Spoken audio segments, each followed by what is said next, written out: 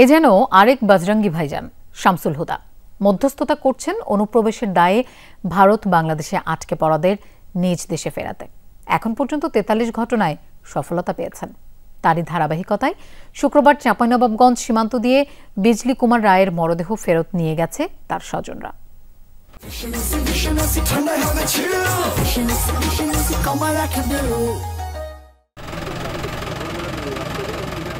চাঁপাইনবাবগঞ্জের সোনা মসজিদ স্থলবন্দর। শুক্রবার সকাল থেকেই বিজলি কুমারের স্বজনদের অপেক্ষা।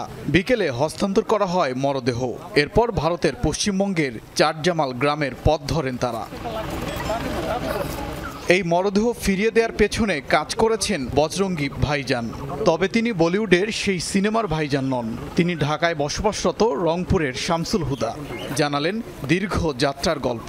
যেহেতু তার পাসপোর্ট ছিল না, অবৈধ অনুপ্রবেশকারী, সেজন্য তার আইডেন্টিফিকেশনটাই জরুরি। তো এই আইডেন্টিফিকেশন করার জন্যেই জেল কর্তৃপক্ষ হাইকমিশনকে জানায়। হাইকমিশন সেটা আবার তাদের দেশের যে জেলার সেইখানকার ভেরিফিকেশন হওয়ার পরে এই প্রসেসটা করা হয়, যে কারণে একটু সময় লেগে যায়। অনুপ্রবেশের দায়ে ২০২১ সালের ২৪ জুন শরীয়তপুর থেকে গ্রেফতার হন বিজলি। ১ বছরের সাজার মেয়াদ শেষ হলেও আমলাতান্ত্রিক জটিলতায় দেশে ফিরতে পারেননি। বন্দী ছিলেন চাঁপাইনবাবগঞ্জ কারাগারে। চলতি বছরের ১৫ জানুয়ারি শ্বাসকষ্টজনিত কারণে হাসপাতালে চিকিৎসাধীন অবস্থায় মারা যান তিনি।